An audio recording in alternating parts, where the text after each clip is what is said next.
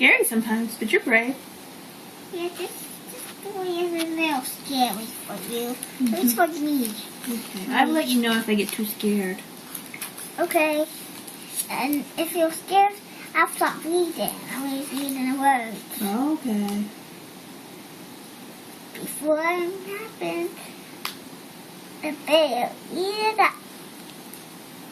Yum, yum, yum, yum, yum. You got scared this time. The children got scared by the bear in this book. Oh dear. Would you like to read? Help me read? Let me put this hat on. Yeah. You can help me read. Okay, but I'm gonna turn it off in about 3 minutes, Okay. and we'll go to sleep. No, I don't want to go to sleep. They'll help me read the book. Mhm. Now, why do you help me read my book?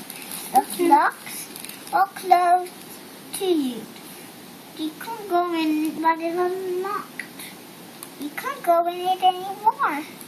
The toy door was unlocked, but before what happened, there was the darker. Darker, you say? I'm a little bit scared.